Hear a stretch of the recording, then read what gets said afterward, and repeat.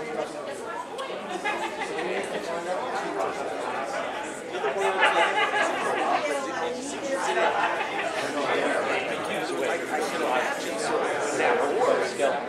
know what I mean?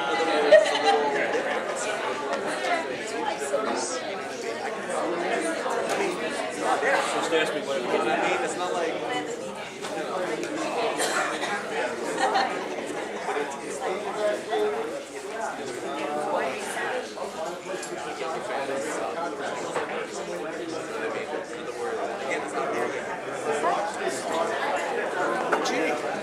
G3. How are you feeling?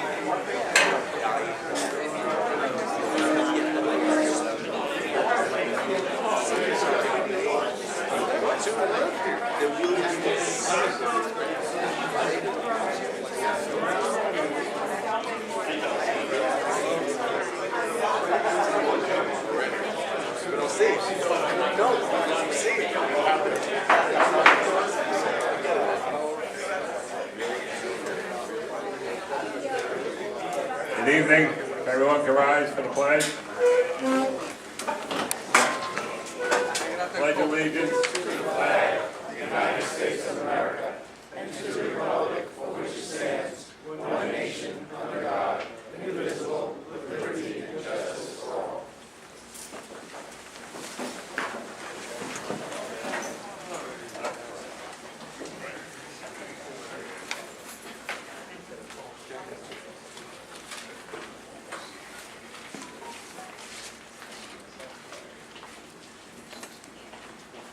So before we get into the public hearing on Blondell Commons, I'd like everyone to, all the board members, to go to 3B on the package, front page. All right. Any personal, and this goes for the speakers too. Any personal attacks against a board member, staff member, member of the public, and/or an elected official or the representative will result in an individual being asked to leave the meeting or could result in the meeting closure. Any outbursts from the public after the public speaking portion of the meeting has been closed out will result in the individual being asked to leave the meeting. If the outbursts or attacks continue, this will be considered disturbing the peace and the authorities shall be summoned. All speakers, please keep in mind that you're supposed to address the board, but I know it would be also rude to have your back constantly to the public, but if you could keep that in mind and go back and forth, that'd be better. There is no soliciting or electioneering during our meetings. Now, this is a new standing rule. Do I have a motion to accept the standing rule? All in favor? Aye. Any opposed? Any abstentions? So carried. This will be our new standing rules added on. So, somehow the standing rules will be each speaker gets 3 minutes. We try and give you a little heads up that it's coming to an end. Please try and, be mindful of us when we're calling time on it. And we like to hear from as many people as possible. We will be limiting the discussion and the public hearing to 30 minutes from the public. All right? So we'll poll the crowd. We'll see how many are in favor, how many against, and we'll decide how we go at that point. But right now, we'll start off with the presentation of the Blondell Commons. All right, this is going to be rezoning of certain lots on Blondell Avenue from, I believe, M1 to R7. Is that correct? That's correct. All right, I have the mic here anytime you guys are ready.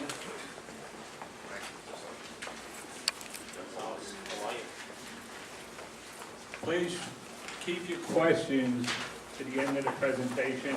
It's very hard to get through this when people keep asking questions during a presentation. Let them finish and then we'll let the questions begin during the public speaker portion.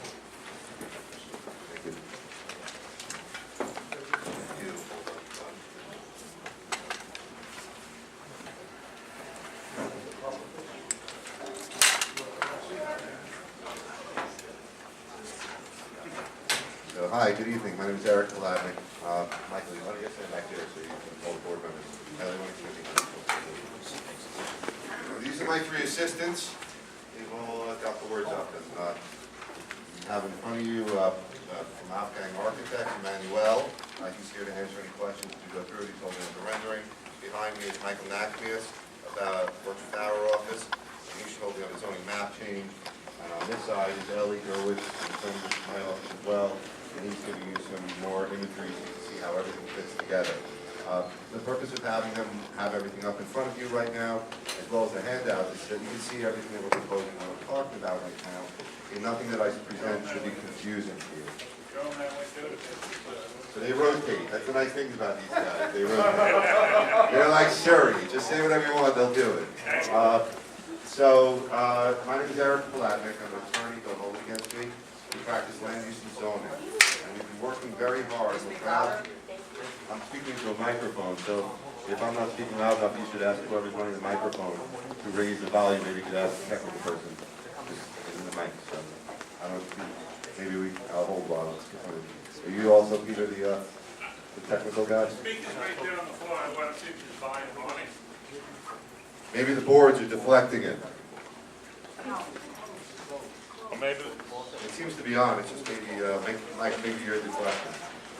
maybe if I put the speaker over here, maybe it's better than the stick. Try that.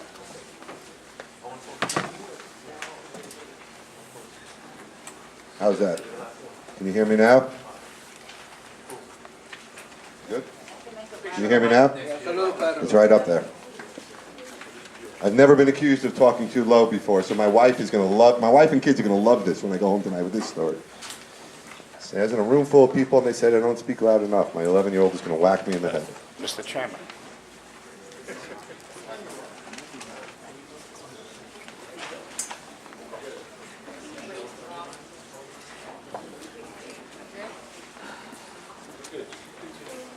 Should we continue with that while the chair is? Okay, thank you. So again, my name is Eric Palatnik. And we are here tonight representing the developer who is seeking, they'll be on their way, they're just stuck in traffic, and we're seeking to request a rezoning from an M1 zoning district to an R7A zoning district.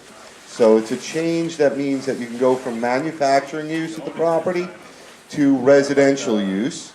And the residential use that we could seek will allow what's called a 4.6 FAR, floor area ratio. To put it into English, it will allow for a 9-story building that has some 7-foot setbacks. So the terraces you see there at the 7th floor. It'll be 75 feet at the terrace level, 95 feet at the top. It'll have a total floor area of 211,000 square feet spread over a rather large zoning lot.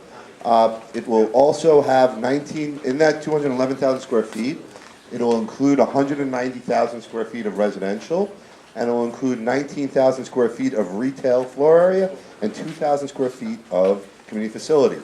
And if I lost you at any of this nonsense, and I call my stuff nonsense, not that it is, it's all on the front page here. And you can have all of that so you could review it, you can see all the numbers. There'll be a total of 228 units spread throughout the 189,000 square feet of floor area. The units will be part of the mandatory inclusionary housing program, which is the hallmark of Mayor de Blasio's rezoning efforts, which says in an exchange for a developer taking a benefit for a rezoning, such as this, they must give back in the form of affordable housing. This is being proposed to be what's called option 2 of the MIH program, which says that the affordable rate should be at 80% of the area median income. In this case, the proposal is proposed to be a total of complete affordability, 228 units, and all the units averaging 72% affordability. They're fantastically affordable numbers in the sense that compared to the market of what people are paying for brand new apartments in New York City and in similar areas, the rents that will be achieved here are really going to be something that we feel is going to be great for the community and give people of all different ages and demographic backgrounds the opportunity to live in what's a fantastic community. Now, we've had the opportunity for the past 2.5 years while I've been in the pre-certification process to meet with Community Board 11. And I've been juxtaposing Community Board 10 and 11, and I apologize if I say the wrong board and mix you up. It helps if you have it in front of me now. Board 11 met with us for 2 years. We had thought we'd gained their support on the application. We did not proceed this far in an application to come into any sort of opposition to it. We actually were supported up until the Land Use Committee, I believe. We were pretty well received, or at least not negatively received, but the full board voted against us. We believe that vote was made not in error. I believe they intended to do that, but I believe it was not made under the most proper land use rationale. And the reason I could say that is why I have Michael Nackman. You put down your board. You're my next exhibit. Okay, so Michael, if you could hold that up, just even over your head. Even. All right, so what Michael is holding up here is a zoning map, and he's going to flip around to everything in the back in a second. This side is existing, that's proposed. That's what we're seeking to do, that's what we could do now. M1 now, M1 there. M1 where we are, R7A where we are. The big thing, the big reason we're here asking for the zoning change is because what we want to do is consistent with what's around us. Look around us, you see R6, R6, R6, R6, R6, R6. Same places surrounding us. In fact, going to this map, which shows you the property, to bring it to real places, R6 is across the street. Now, what does that mean? I'm not here to try to convince you to allow for bigger buildings. The bigger buildings are allowed already. R6 is a sky exposure plane building that allows a developer to build up to the moon, depending upon the size of the property and the floor area that they have. Now, the moon is an exaggeration. I don't think you could actually accumulate enough floor area to actually get to the moon. But there's no absolute height limit in an R6 district. The entire neighborhood is R6. We're actually proposing an R7A that, as I said before, caps the height at 95 feet tall. Not uncommon for what's going on around you, because the buildings all around you, you know all the medical, and you know all the buildings that are around you. They're tall.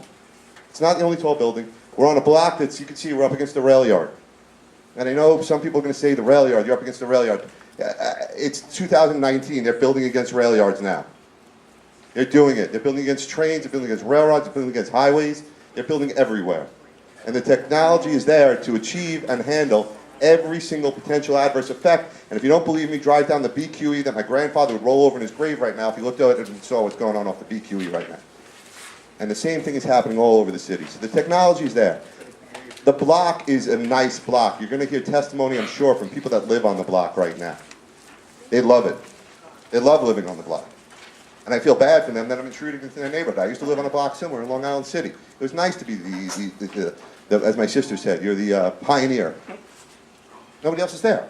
There's nobody on this block. In fact, the only people on the block, and this is what's really killing me about what we're doing here, and why I'm so passionate about what we're asking for, is the only people really utilizing the block are people utilizing it improperly. Look at the pictures, it's filled with auto wreckers. And I'm nothing against the auto wreckers. They're great, and they're entitled to be there, but look at the streets. The streets are double parked with the auto wreckers. It's used as a parking lot for the auto wreckers. Everybody's telling me they're concerned about the traffic that the girls or the women or the young men are going to bring with their babies and their families into the site. Not one person has said anything about any enforcement to eliminate the cars that are there right now. They said the ambulances come down the block. I drove down the block. I couldn't get down the block one time. I had to wait 15 minutes. I had to get out of my car and ask somebody to move the truck. I can't imagine that that's something that everybody wants to see proliferate in a neighborhood. So what we're asking you to do is to fill in a void on a corner that's been desolate for years. It's been named Boyle Auto Wreckers. That's what it's been used for. That's not the hallmark of the Bronx of today. It's not. It's the hallmark of the Bronx of 50 years ago. My grandfather lived, and he said, this is what you do in the Bronx, is auto junkyards. It's up against the train tracks. It's a place that's not going to hurt anybody as far as the height goes.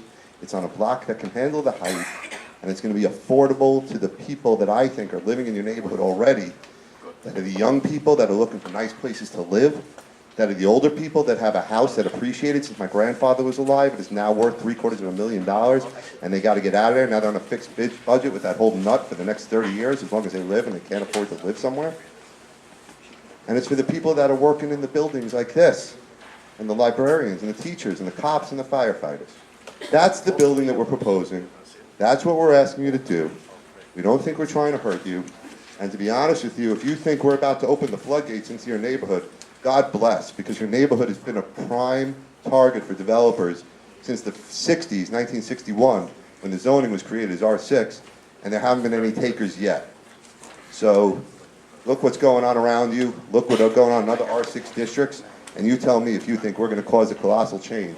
I think we're going to cause a spark, and I think the spark we're going to cause is going to bring some pretty nice people into your neighborhood, and the people that are here are going to get some pretty nice housing and opportunity. I think that the people that are in Westchester Square that own businesses are going to end up with businesses that are going to thrive because everybody needs to eat and Amazon doesn't sell hot food. I think the parking that's being created is an abundance of parking, and I haven't heard one person tell me that parking is easy to find in Westchester Square. And I think you're located next to every single major railway or rail option or transit option that anybody in their right mind would want to see. I think you're ripe to explode in the positive direction that's well planned. And I think this could be the first project to do it. You're not going to stop the people from needing housing. They're not going to go away. The kids are still going to be born. Your children are still going to have more children. You're going to have grandchildren. And God willing, some of you have great-grandchildren. And you're going to want them to live in your neighborhood. And you want them to eat in your friends' stores. And you want to have a cup of coffee with them around the corner. And if you don't let this housing be built by two guys that are developing it, that are taking a risk to do it, you'll end up with Boyle Auto Wreckers for the next 30 years. They'll be good. I could buy a headlight when my headlight gets broken, but it's not going to be good for anything else. So that's my impassioned plea to you. And I'm coming to you so impassioned because I cannot believe how much people are opposed that I've heard to doing something that I think is going to be a great thing. So thank you. We'd be happy to answer any questions you may have. Do you have any board members that have any questions before board members right now? Taisha? I just have one question on whether or not you did these studies with regard to noise. I'm just thinking about Yes. whether or not you're going to actually be able to. A full EAS has been prepared. There have been noise studies done and sound studies done. The project has received, I am not an environmental technician. I'm a lawyer. As a part of the application I'm representing, we were required to submit to the City of New York's Environmental Assessment Review Division of the Department of City Planning an environmental assessment statement that included noise studies. They issued a negative declaration on the project as a result of the noise studies that were submitted. Now, to bring it down into practical terms that I can understand, because I'm not a noise study expert, there are argon-filled double-pane windows that exist that could deafen noise to the decibel level that anybody could deal with and live with at a very, very comfortable level. That technology exists. You've been to the airport, I'm sure. Airplanes are right outside. There are jet engines. People are hanging out in the terminal. They're listening to their headphones, their Beats, and Is the they're... developer willing to spend that money on that? Yes, the developer is fully committed to comply. It's a requirement to comply. And it goes for everything environmental related. There's no intent here to build anything on any sort of environmental bad situation and take advantage of an environmental bad situation. New York City is a brownfield in a lot of different areas. We have an industrial history. They've created the mayor's program of environmental remediation as an office of environmental remediation. It's also the Department of Environmental Conservation. It's also the Department of Environmental Protection. All three of them are charged with protecting lands that are redeveloped in situations such as this. Nothing could be built on the property that doesn't comply with all that. Now, whether or not you believe in that system or not, that's up to you. But there's nothing that's going to be built on the property that will not have a sign-off before anybody goes to live on it from the proper agencies who have that they have complied with every testing requirement. So I understand all the concerns. I lived in Long Island City, as I've mentioned earlier. Might have mentioned it's in a manufacturing zone. Amazon is coming there now. It's the big deal. Okay, the whole place it's Standard Oil, I believe, had their first oil terminal right where the Pepsi-Cola sign is from 1880 until 1940. So when they put in the second Avalon building, they had to evacuate all the school children in the school across the street at PS 78 because of the air from the oil. There's 30 towers in Long Island City right now on those properties. Nobody's sick anymore, but they were sick when they did the environmental work. But the point is that the city has regulations in place to make sure that that environmental work was done, that soil was taken out, so that Long Island City could thrive to be the way it's thriving right now. We're not suggesting this property is contaminated at that level. We don't believe it is. What I'm trying to suggest by that gross example of what happened in Long Island City is that the technology in place and there are systems in place right now and regulatory programs in place to ensure that everything that is developed is clean and safe for people to live, to create the thriving community that we are seeing in Long Island City right now. And the parking is behind the, is there some underground parking? or Yes, adjacent? we can go through the plans with you if you'd like.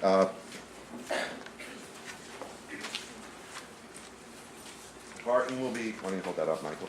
There'll be a total of 228 units. Yeah, why don't you put that down? With parking.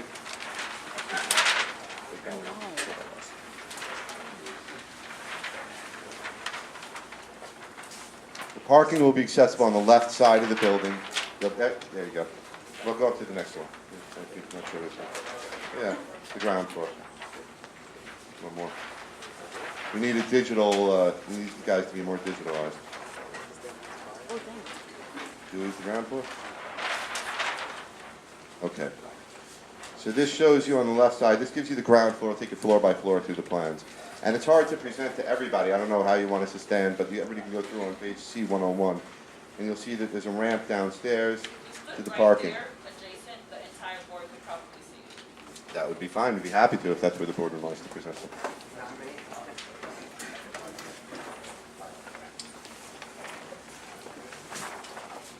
Why don't you stand up on the stage? There you go. Hey, you're a star for the day. Ellie, help him out. You can hold it from that side. That way. There you go. All right, so this is the ground floor. Move more towards me so I can point a little bit. Yeah, perfect. Ground floor, you have the commercial space here, the community facility space is over here, and you have the ramp down to the ground floor is right there. This is Blondell Avenue, this is Fink Avenue, this is Westchester Square right there. And Michael, if you can flip to the first floor plan. There you go, the ground floor, excuse me, the cellar. This is fine. You have 225 spaces at the cellar level. The property is at a very low elevation, probably about 15 feet or so below grade. So this is actually going to be what you would drive down into now if you go to the property and you took a look at the property. That's actually really punched right at grade. And it sort of slopes up at the back. That's why you have the green area in the back that you're seeing there at that same level. So that's if you're wondering how am I at the basement and I see like a yard, that's how. There's a difference in grade. If you guys can go on up to the first floor. This starts to put things in color perspective for you.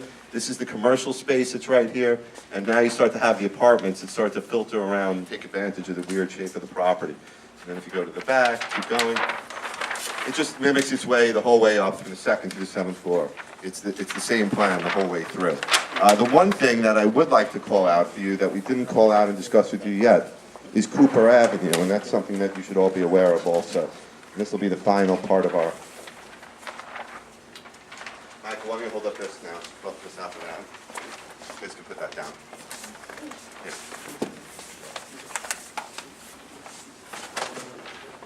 So one of the actions that we're seeking to do in addition to the rezoning is demap Fink, which is right here. Fink is a mapped but unbuilt street. That means that in every year the city mapped all the streets, they put it down on paper. They didn't actually build every street they put on paper. It was just a plan at the time. So some streets never got built. So Fink is all the way over there on the other side of the tracks, and is over here at Westchester, but it disappears in between. It goes through our property on paper. Now, we have to ask the city if they're ever going to build. We're entitled to build on it. Everybody in the city, this happens all over the place. In Staten Island, it's like crazy. 3/4 of Staten Island is mapped but unbuilt streets. You're allowed to build on it if you ask the city permission to, or ask them to remove it. And before we ask them to remove it, you have to ask all the agencies if they're ever going to open it. That was done as a part of this application. Nobody's going to open the street. But it also raised the question, which you may hear some conversation on later, about Cooper Avenue, which is Cooper is right where the G is in the word rezoning. And it goes right back to behind that brick building over there. Now, Cooper is lost in time. Lost in time. Nobody knows who owns Cooper. You have the distinct privilege, as I'm sure many of you know better than I do, and we've been to every single resource there is. I myself spent days for our president's topographical unit. We had a title company do research. Everybody's researched everything. Your community board borders the Bronx-Westchester County line. It was switched years ago. When it was switched, this is right in the spot that it was switched. Cooper was an estate. This was part of Cooper's estate. This is a road that was named after Cooper. Nobody knows where it went after Cooper had it. Cooper's been dead for a long, long time. The street's there. If you've gone there and lived here your whole life, you know better than I do that this is not really a street so much as it's an alley, and it's nobody's control. It's never been maintained by anybody. It's not really paved. It's not really, I don't know if it's plowed. I'm not there in the winter. But it's sort of lost. We've been asked if we could activate the street and give access to our building over there in that spot. We would love to. We don't own it. Street doesn't exist. I could walk down it, my wife can walk down it, my kids can walk down it, you could walk down it. I don't have the right to use it as an access to my property because we don't know who owns it. So I can't design a building to accommodate it. If somebody gives me the right to use it, I'm happy to use it. But we can't find out who owns it. And if somebody knows who owns it, we're happy to buy it from them, but we can't find anybody. I'll finish one more thing, bring up the points that I got, and then I'm going to come to whatever questions or whatever format they ask me to do it in. The final thing is we were asked at other meetings if we could have a school at the ground floor. The developers are here, I see they got here, and they're happy to work to find a school, to source a school for the ground floor space, which is the commercial and community facility space. That's been a request, and they're happy to work with anybody that would want to bring that to our attention if they have a school that's available, and they're also, I believe, going to reach out to the School Construction Authority, but SEA, I know, doesn't like building school space within existing buildings. They want a freestanding building with nobody above them. But we're open to charter schools, we're open to ideas. So that's my presentation, and if that's up to the board, I'm done with my presentation. If you'd like us to answer questions or Well, Craig wanted to speak. say something before we took questions.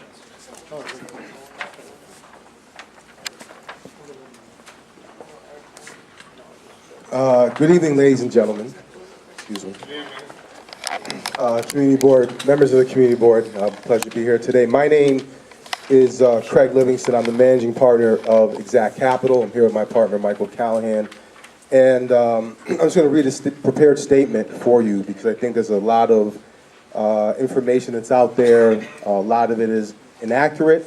We want to clarify the record and make sure that the project that you're hearing about is the project that we're doing, not the misinformation's floating around. So just a quick note, Exact Capital is the sponsor of this project. We are a well-heeled, very experienced affordable housing developer. We currently own over 30 affordable housing buildings in the Bronx, which are clean, safe buildings for families. We do not own, build, or operate any shelters and have no plans to go into that line of work. We work closely with the affordable housing agencies on the city and state level and are in good standing in all regards. We understand there's a lot of misinformation circulating in the community, and we wanted to put together a brief statement to clarify matters. We've heard feedback with a lot of incorrect statements relating to the extent of the rezoning, the size of the project, environmental remediation, and many other inaccurate statements. We'd like to address all those points in detail. So with regard to environmental remediation, the site at Blondell Commons does have environmental contamination due to the historical uses, just like all of the existing auto body repair shops, paint booths currently in operations on Blondell Avenue. But the difference is we're going to be remediating that contamination, not adding to it. The development team has taken the step of enlisting the site into the New York State Brownfield Cleanup Program administered by the Department of Environmental Conservation, the state agency. Our remediation protocol is to remediate the site to a track 1, which is the cleanest standard possible for residential occupancy. Exact Capital has remediated a much worse site at 1778-1800 Southern Boulevard at the corner of Southern Boulevard and Boston Road, adjacent to the 174th Street subway station in 2010. That site was also remediated to a track 1, which mandated the removal of 22,000 tons of contaminated fill down to bedrock. We received the Big Apple Brownfield Award for our commitment to environmental stewardship. The building is functional today. No one has gotten sick or been harmed by any environmental exposure. It's a completely clean building. We've been recognized by the city for doing this. With respect to Cooper Avenue, we've had an extensive searches done by our title company and our attorneys in pursuit of answering the question of who owns Cooper Avenue. Our research has gone back to 1896, and no records exist with the city or the Bronx Borough President's Office. Our title company has provided a memo, I have a copy here for you, detailing the extent of their efforts to answer the question.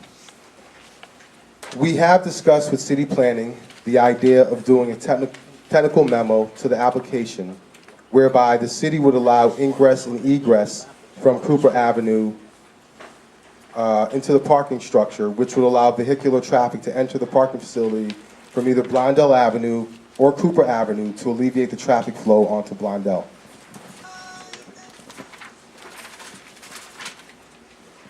With respect to the building height, the scale, and the economics of the project, we're planning to build a 9-story building with 228 residential units, which requires an R7A with a C24 overlay. That's what our application is requesting. That zoning designation denotes a height limit of 95 feet. You should know that in the R6 zone directly across the street, which is actually in your community board, there is no height limit except for the sky exposure plane. In theory, a 20-story building or higher can be built there right now, as of right. We're not proposing a 20-story building. The size and scale of the building is partly driven by the financial resources needed to make an affordable housing project work. Reducing the scale of the building would reduce the sources used to fund affordable housing. This is a very important point to make. What people don't know is that the rents charged in affordable housing buildings don't create enough income to pay for the building. The only thing that makes the building possible are the subsidies and tax credits generated by the building and the city programs that fund it. There was also some misinformation in the media that has caused some confusion. City Realty has corrected their October 15th article to accurately reflect the details of the project. More notably, Blondell Commons is proposing to build only one building, not 6 buildings as was previously reported. A city planning document marked for illustrative purposes only, and it was cited in the City Realty article, was intended to demonstrate the scale that could be generated over time on the rezoned parcels. This document was misinterpreted to mean we were building a project on each of those 6 parcels. We are not. We are building 228 units only on the parcel we own, not 384 units.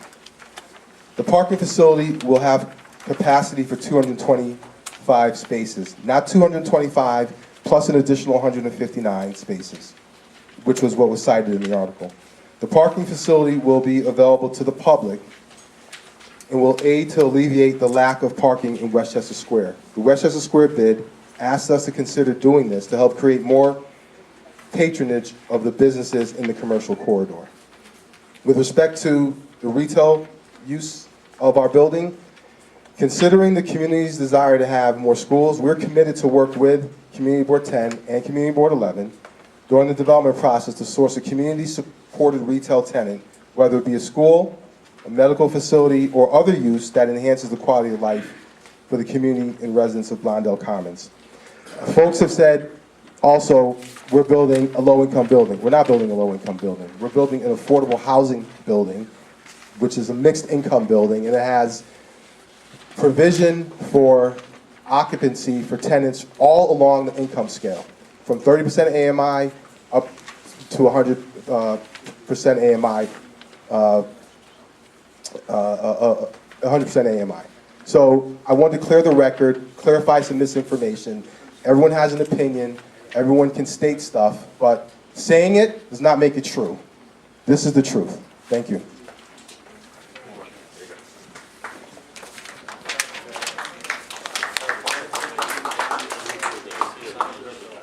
Any board members have any questions? Any board members have any questions? Go ahead. Have you consulted the business owners around that? I know that the, and you want to come back up and speak again? There's been extensive talks, I believe, with the bid. Yeah. Quite a bit, so, and the bid, I think, speaks for many of the owners there, so hold on. Hello, good evening, ma'am. Yes, we've not directly we've spoken to a couple owners, or we've spoken to the bid, and we feel like we have the representation of the business owners in Westchester Square through the bid. We started talking to them 2 years ago, and they made it very clear to us that the need for parking was vital. Some of those businesses struggle, and one of the reasons they do is parking. And to the extent that we can alleviate that, we hope we could bring more patronage into the Westchester Square commercial corridor. Mary Jane? Yes, just 2 quick questions. As far as Cooper Avenue goes? Yes. You know that this community was once in Westchester County. Yes, So have you looked, we discussed this? yes. The housing Title company has gone to, Right, yes. so have you looked in Westchester County The- to see if you could find out who owns Cooper? The title company has, and they've done an exhaustive search. There's nothing showing up In anywhere. Westchester County? Yes, and the Bronx Borough President's Office was, years ago, there was a woman that worked there. I don't know if anybody's been around for a while up in topographically, and she retired about 6 years ago. She spent 2 days with me pulling up every record, and she'd been worked there for 30 years, and she said it's gone, it doesn't exist, there's no record. My other question is, I am really confused about the 6 towers, because I believe it was even in the newspaper. So my question is this, most of us were under the impression that that's what was going to happen down the line. There is enough room on the property? No, that's not that's where the confusion is. Let me, Is there enough room on the property? no, there's one building being built, it's the building I showed you. Emmanuel, hold up that beautiful rendering. Well, just hold up the rendering, just your rendering. I'll answer, let me answer. If you're looking at that, what Michael is holding up there, what he's outlining in green, that's the building we're building.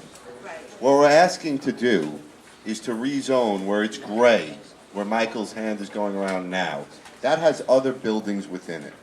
Right. Those other buildings could have the ability in the future to build. That's, I believe, where the confusion is. By this rezoning, that's rezoning those properties also. But what I'm saying to you, to help take a fear off, is the buildings all around you have been zoned for 40 years to allow similar to what we're asking to, and nobody's built. So it's not as if just because, if you look at all the properties right around us on Westchester Square, right across the street on our block, they're all zoned to allow a building right across the street from us. We could build what we want, basically. Not as big, but similar. I'm interested in your piece of land. One building. That's it. That's all it could fit is one building. We're showing you the building. That's what he's holding up. Michael's holding up there with the one surrounded by the green on the left. And that's the one building that we are building. What we're doing by rezoning is we're facilitating and bringing the entire area into context with the surrounding zoning and giving it all a uniform land use pattern so that it's all consistent. Now, you're saying, you mentioned 4 buildings in that building. No, no. Towers. There are no 4 towers. There's one building. You may look at it when you hold it up, and somebody may have written something that they perceive 1, 2, 3, 4, 5, or whatever it is. It's one Eric, building. that was because a city planning document that was done to demonstrate the density in the rezoning area showed the potentiality. Of the whole build-out, of the whole rezoning The area. whole rezoning That's what I'm area. explaining. But the reporter wrote it as if we're building 4 buildings. There's been a lot of, this is what he was speaking about, a lot of misinformation. It's confusing because there's a lot of information. There's an EIS, there's what we're presenting, there's what people are writing about, people are saying, I talk to my wife, I say one thing, she hears something different. So I can't even communicate at home. She says something to me, she says I don't even listen. So it's not uncommon that we're all miscommunicating. We're trying to we don't want you to have the wrong facts. We're building one building by doing the action that we're asking to do. We will facilitate other buildings that could be built on the Van Zandt property next door to us and a couple of other sites. But I'm telling you that I don't think that it's going to result in any immediate development because there's already been that kind of development allowed around here. Maybe eventually. It will allow for it, but whether or not I don't believe it's going to happen right away. But I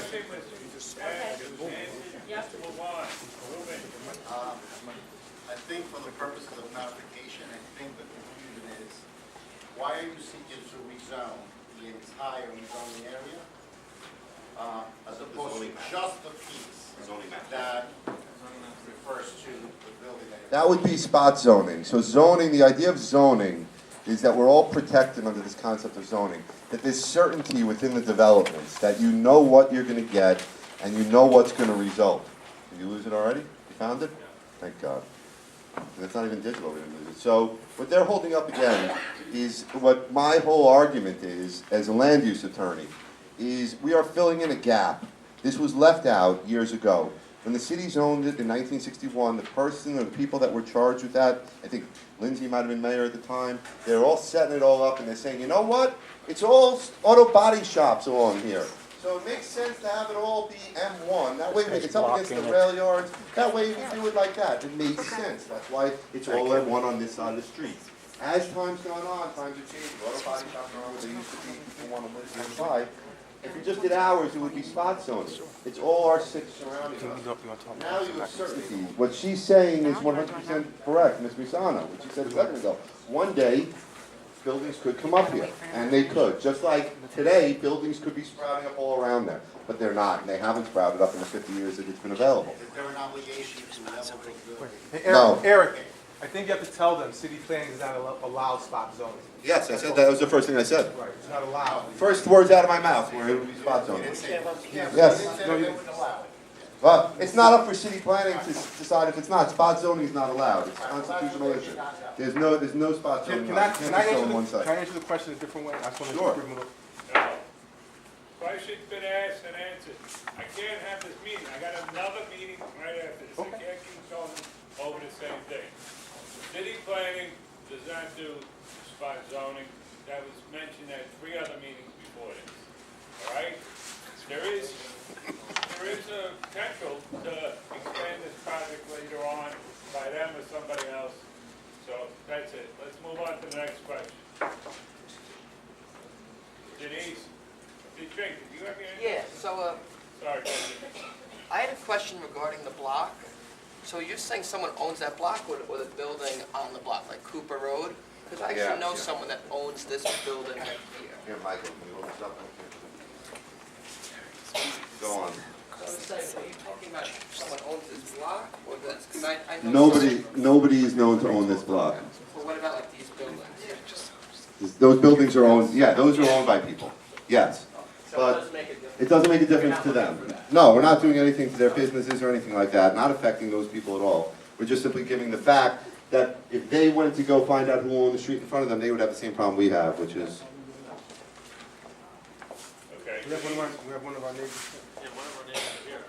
Denise, I run the meeting, not you guys. Denise. Counselor, with all due respect, some of this information might be from the EAS, and I don't know if this is considered if there's a no-build, worst-case scenario, and real build alternative, but I'm reading from the EAS, page 1. Project development site 1. Nine-story building and cellar, 95-foot tall. Project site 2 would be developed to a 9-story, 95-foot tall. Project site 3 would be developed to a 9-story, 95-foot tall. Project development site 4, and keeps on going until site 6. right. So what they're outlining to you is, this is hard to read. Can we hold up this? Okay.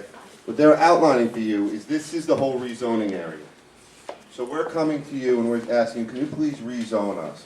And like Ms. Misano said a second ago, well, it's going to allow bigger buildings all around.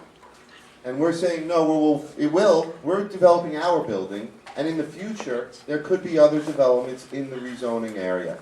City planning says if there could be other developments in the rezoning area, in the EAS, can you study what the potential build-out is, and the concerns that people such as Ms. Misano have essentially expressed about what would the impact be.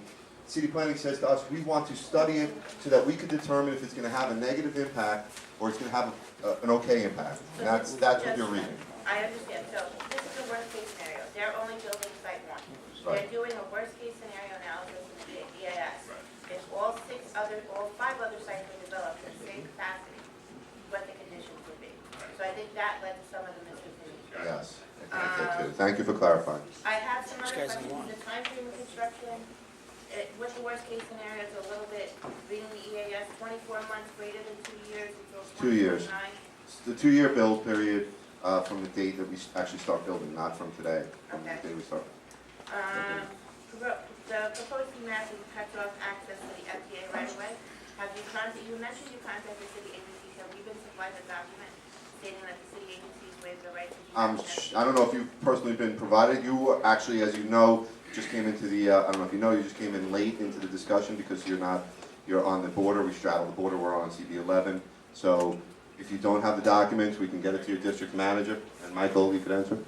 So when, just to answer real quick, as part of the demapping application, once the application is filed, which was back in April of last year, the city sends out what's called a polling letter that goes out to all the city agencies that might be affected by the demapping. And they have a statutory time period to respond of about 30 days. we gave them about between 60 and 90 days, and nobody came back and said that by demapping the street, they would be impacted in any So you had no responses to all agency calls? Yeah, no. We couldn't be, none of this is up to us. City planning, the question you're asking, city planning asked us before and wouldn't let us get to this point. If we wouldn't be certified if we got back any responses that said they had any impact or any need to use it. No, can I ask, I'm sorry, can I go over and ask a couple more? The EAS, obviously, in the worst case scenario, did mention a detriment to fire, police, and hospital with the population density of the proposed development of the whole site, sites 1 through 6. I'm not familiar with that provision. I could speak to the environmental Yeah, it's consultant. in C2R. I could speak to the environmental Do consultant you and see. have any remediation plans for that? I don't know what he's got planned or what was required to do any attenuation or even, that's the first I'm specifically hearing about that. But we could provide a written response to you on that from the I would environmental feel to consultant. the We'd be happy to, and I can have that to you tomorrow. Any other board members with questions? Yes. At the risk of this all being, can you tell me, give me a general consensus brief as to why CB 11 is denied? No, I don't really know why they denied us. I mean, the stated reasons were that it was overdevelopment. They felt, I think, that the traffic, there was gonna be too much traffic. I heard comments that they'd be concerned about crime coming in. I heard concerns that there would be blockage on the street. I heard concerns that it would be bringing more people to the area. These are things that I've heard. They've stated, I don't know if we've gotten a written resolution yet.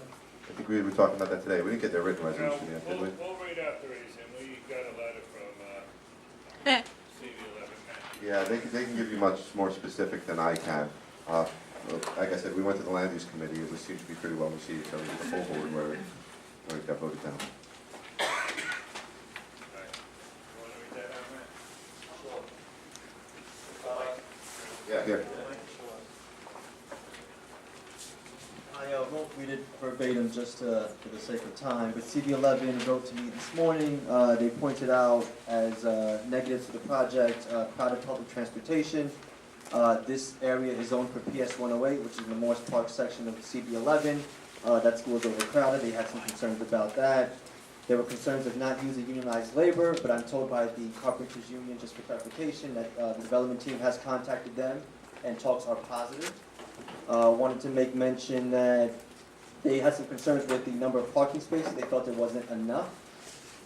And they took issue as well with the prices of some of the apartments and the square footage of some of the units. And that will close out this meeting. Thank you. You ready for the heavy questions? Ready. Give you that question. How long has this project been on the works? Been in the works for about 7 years.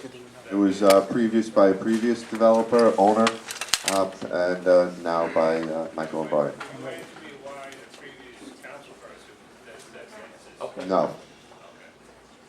That being said, in your development site, it's going right through Mr. Ramos's property that you don't own, and you're demapping Fink Avenue that Mr. Ramos partially owns right now. And from our conversation with the city planning this week, and I know it's not under your responsibility to do it, but other property owners that are being rezoned were never notified at all of the rezoning of their property. You know, that's the amazing thing about a rezoning, is that I apply for a variance and I have to send a certified letter to everybody within 400 feet and you get it. And a rezoning, nobody gets notified. We did our best. We've been meeting with the BID, we've been meeting with the community board.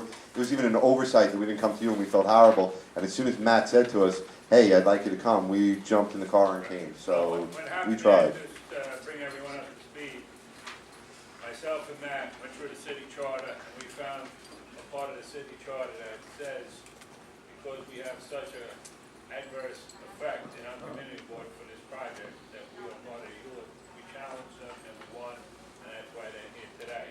Not that they were trying to skirt us in city planning, but city planning never notified the owners that their property is being rezoned, and we have one owner right here, Mr. Ramos, did you want to say something? Yes. Why don't you hold up over there so you can point to your property, guys? My name is Arthur Ramos. I have the building on the corner of Barndale and Fink, which is really Grand Street, okay? You're running point on it so everybody can see that. This is my building here. I've been there for 37 years. It was used as a nightclub, catering hall, and residential. Now, it's a church. My question is this, by rezoning Fink Avenue, changing that, what happened? Because my entrance is on Fink Avenue also. And what would happen to Fink Avenue also if it's rezoned, and let's say that I have to take my business back, by rezoning it, does that change? Fine. Nothing hurts you. Mike, why don't you I answer? can answer that to you. Okay, Ellie, so, why don't you take the board so you can talk? uh, Ellie's get back. You just- so, That's what Ellie said.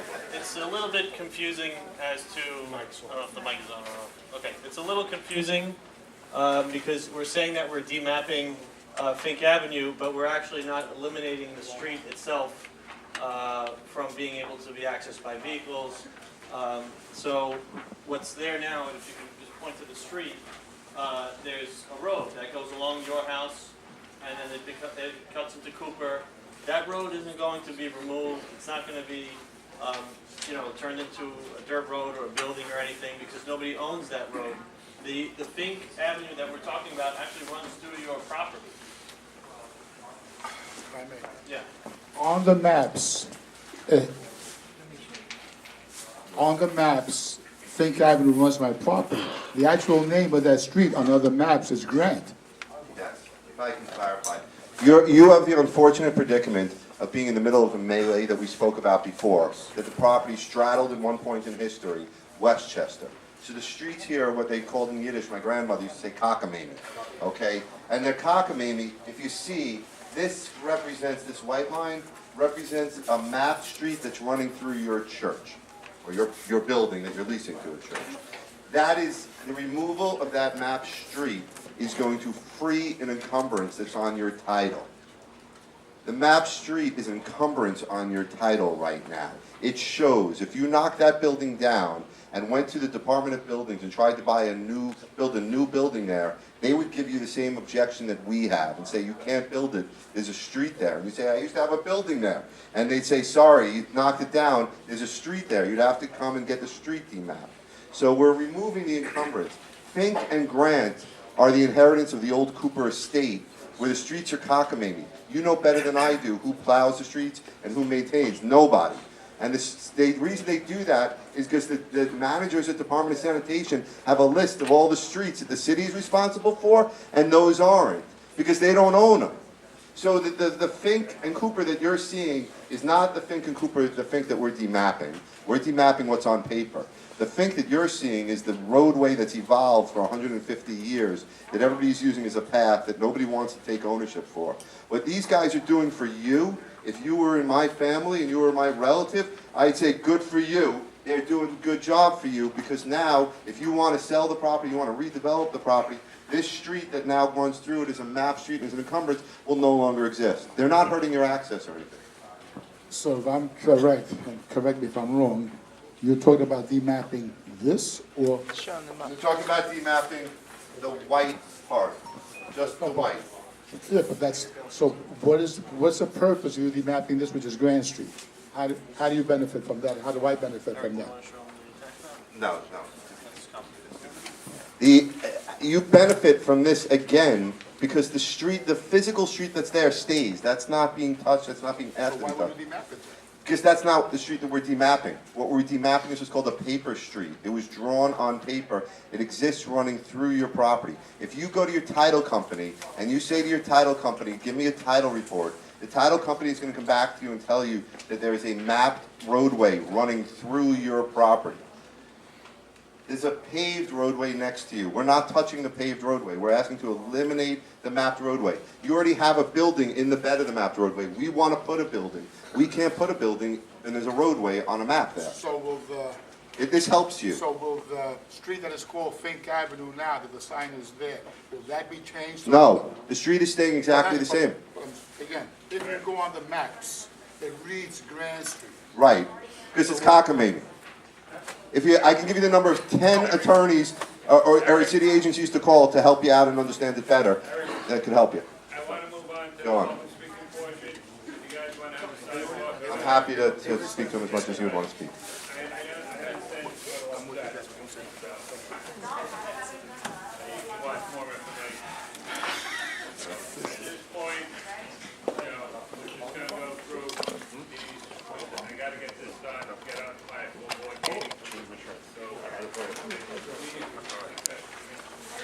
Mariana Cross?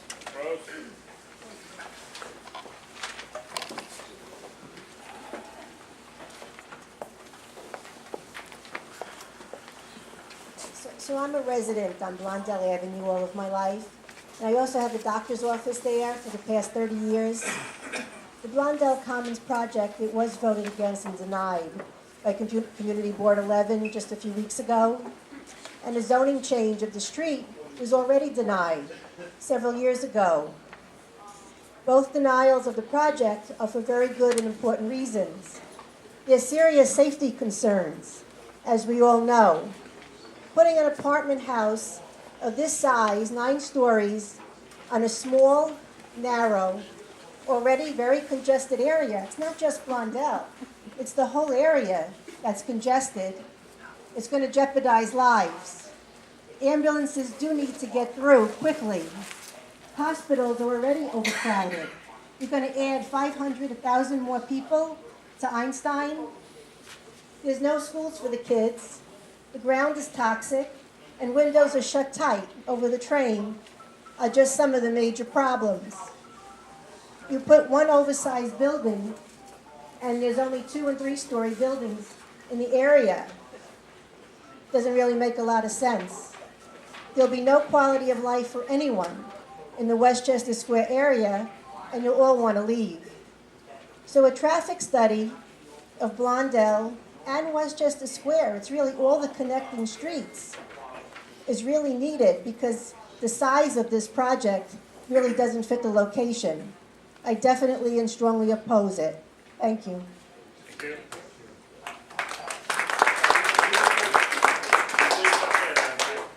Paul Anderson? You have 3 minutes. Okay, I'm a resident on Blondell Avenue. I'm also a physician. One thing I wanted to point out is that none of the businesses on Blondell Avenue are represented by the Westchester bid. So when they talk about how they're talking to people in the bid, that does not represent any businesses on Westchester Avenue. And I'm not sure that anybody other than Mr. Ramos has been contacted about this. So I'd be very interested in their ideas about it. I'm speaking in opposition to this proposed rezoning. Zoning was already looked at for this area. It was kept at M1-1. And in terms of clarification, I did look at the zoning map, and the area immediately across the street, to me, it looks like it's still zoned M1-1. That's what I thought. And I think that any zoning changes should be done for the whole area, not just piecemeal, like one section after another. This area, this proposed 9-story apartment building is just much too large for this neighborhood. It consists mostly of low-rise commercial buildings and residences. It's a nice street. I was walking down it. You know, I think it's been characterized as being some kind of wasteland with nothing in it, which is just totally untrue. There's a business making custom T-shirts, a glass and mirror business, an electrical contractor, fire sprinkler company, modest apartment building, business providing